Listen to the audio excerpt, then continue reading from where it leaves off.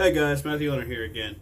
And I know it seems like I'm always coming to you when something breaks, but I'm gonna get around. We had went down to Kentucky this weekend and had a blast. Absolutely an amazing adventure. So I'm gonna get those videos uploaded here shortly. But I kind of wanted to cover some stuff that I learned. If my camera will focus, maybe. There we go. It's a good camera. All right, so I'm gonna take you outside. We actually went down to Kentucky, so it's about a 250-mile ride from my house down to the campgrounds to Mammoth Caves, down in Kentucky. So we took a ride down there. The wife and I went down with some friends of ours, and we took Old Faithful, and it was a good ride all the way down. Nice smooth ride, no issues. We get down there and we explore, and I'll show you guys kind of what that looks like in the next video.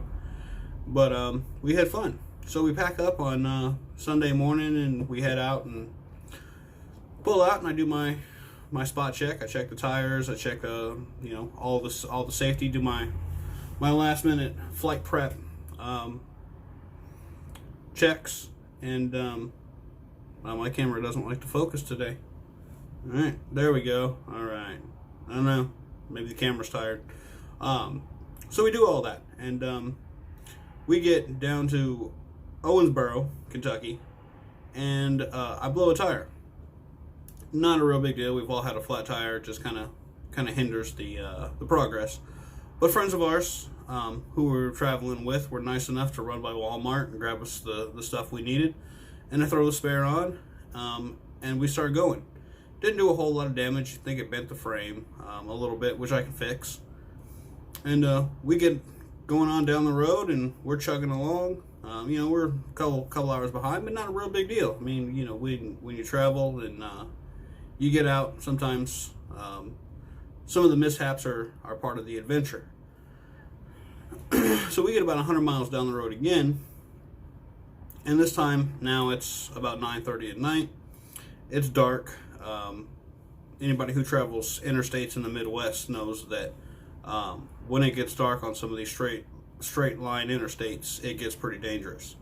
So at 9:30 at night, we blow the other tire, not the one I replaced, on the other side, because just for good measure, old Betsy wants to make sure that we replace both tires. So I'm going to kind of go over what I learned. I'll show you what the tire did, and kind of what I've learned. But I will say for right now, make sure that you check the tires on your camper. So let's go outside and let's see what I learned. All right, so this is the tire that came off of the trailer. It completely delaminated. If you look up here into this tread wear, that's what the entire tire looked like. Try and get in there a little bit closer so you guys can see. It's got some stress fractures, but it's got some fairly decent wear. Now, I didn't really look at these all too closely, and I guess maybe I should have, and that's why I'm making this video, because that's what I ended up with. So the one thing I learned after I blew the tire is, see, your tires have a whole bunch of numbers, and you can find this in other videos, but those numbers right there, 2404, that tells me that the tire was made in the 24th week of 2004. Now, old Betsy here is a 2005, which means that while those tires still looked good, those were the original tires. So what I will tell you is that tires should be replaced every 5 to 6 years. And what happens when we don't replace tires every 5 to 6 years? We do that. And while that may not seem bad, that will do this. So that's actually going into under my stove, and I actually tore all that flooring out. So it's repairable damage, but damage that no less is going to cost me money. Alright guys, so I guess what I'm trying to say to you is If you're like us and you're getting into RVing, and we went out and we bought a 2005. We went over it with a fine-tooth comb. I watched the videos, kind of did my research, and even though you will often refer to trailer tires as China bombs, and there's a good deal of argument back and forth on which tire you should run on your trailer, what I was told was that they should be running what the manufacturer originally put on the tire. You can go out there, you can do your own research. You will find different people have different opinions. My tire guy, that the dealership that I've been going to for years, has told us that we could either run light truck tires or trailer tires. There's arguments for both. Some people will say that light truck tires have, while they have a higher speed rating and higher traction ability, that their sidewalls are weaker.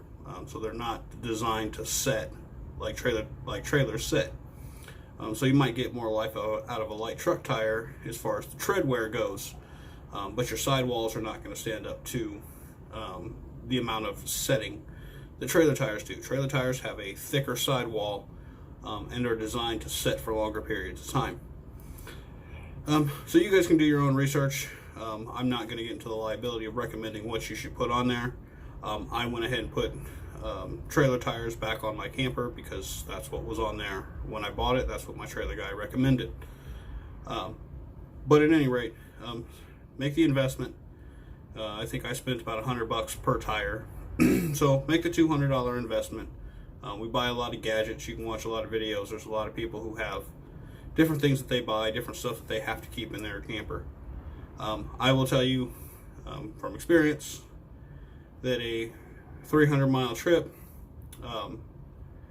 probably cost me almost $500 between gas, mileage, time, and expense in replacing trailer tires that I could have saved by just going out and putting 2 brand new tires on as soon as I bought the trailer. So that's going to be my advice. You can see what my tires look like. They both completely delaminated, but they were older tires, and they could have easily been mitigated by just spending the time.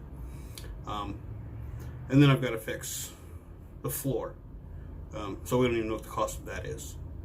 So that's what trailer tires look like when they blow up. And that's just kind of my experience. So hopefully you guys will learn and not have the same issues. So happy travelings, and I will see you next time. Thank you.